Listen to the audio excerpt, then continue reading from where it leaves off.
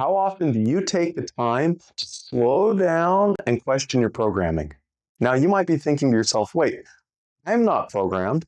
But let me ask you, when was the last time you actually stopped and slowed down to think about the way you tie your shoes?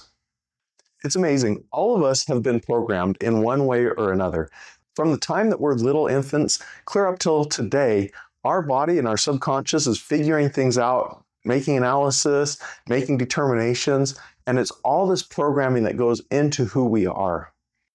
Let me give you a couple other examples of ways that people are programmed and didn't even realize it. So, tying your shoe. What about driving the car? How often are you actively thinking about everything going on when you drive the car? Or my favorite is I'll see people and they'll pick up the phone, and everyone's right-handed, right? So they always pick up the phone and it goes on the right ear.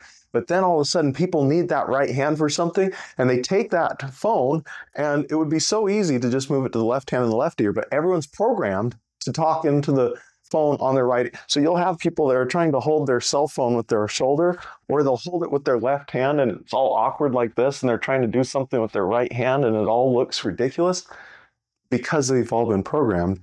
Instead, you could just put the phone on the left ear, but people don't do that, right? So one of my favorite, as a kid growing up, things to do was ride a bicycle. And you can see behind me, I've got a trick bike over here, got a road bike over there, a few mountain bikes. Enjoy bikes. They're not expensive, but they're fun toys.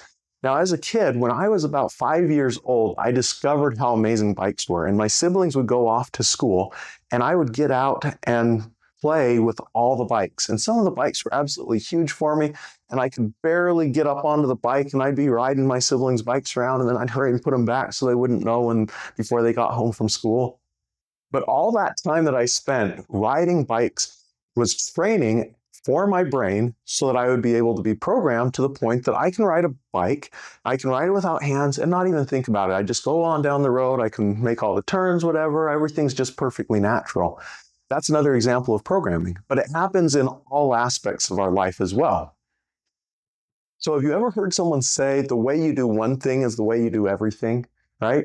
And it comes back, I think, to a lot of that programming that we've been trained with.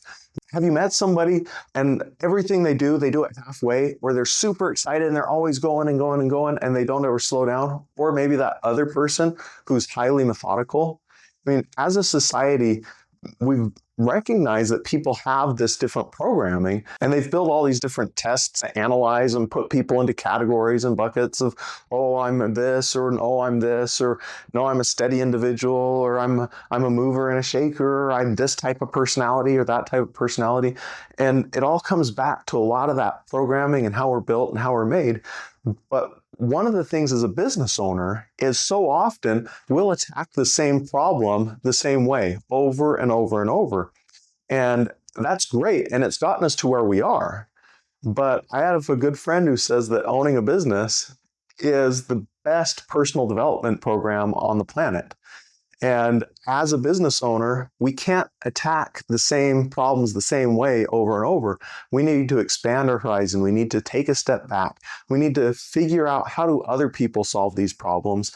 And we need to innovate to discover what is a better way of doing the things we're trying to accomplish.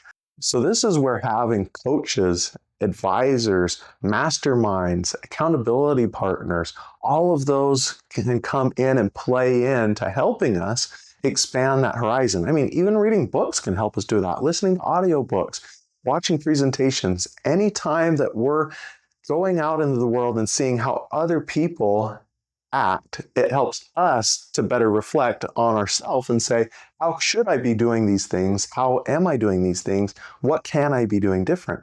But then having the individual that has that different perspective, if you're looking at something this way, it looks one way, but if you look at it another way, it totally changes how it looks. Having that outside perspective can be so valuable. Having the mentors, having the business coach, all those people can step back, look at it objectively and say, I'm noticing that you consistently attack and do things this way. It seems like there's a weakness here. Do you want to fill that by improving who you are? Do you want to fill that by hiring someone? What's your strategy to overcome this obstacle? And I think that so often in our life, if you're struggling to lose weight, it's because you've been programmed a certain way to behave and to think and to act. And you have to shift all of that change your surroundings, change your mindset, change your activities, change those behaviors, change that programming, and then it becomes easy to overcome that issue. But so many of us try and, again, attack whatever the problem is in business, in life, in relationships the same way, when what we need to do is we need to shift and pivot. And the easiest way to shift and pivot is to, one, recognize that we've all been programmed. Two, find out from other people what they notice about us. And then three, observe other people and see how they attack it. Or four, read and study and learn how other people have overcome those things. So hopefully this helps you to expand that mental horizon a little bit, give you a new opportunity to think about life differently. And next time you see someone riding a bike, or you're going to tie your shoe, or you see someone using their left hand to try and hold their phone on their ear, let that be a moment of clarity to recognize that, yes, we truly all are programmed. But the good news is we have the ability to rewrite the programming all throughout our life.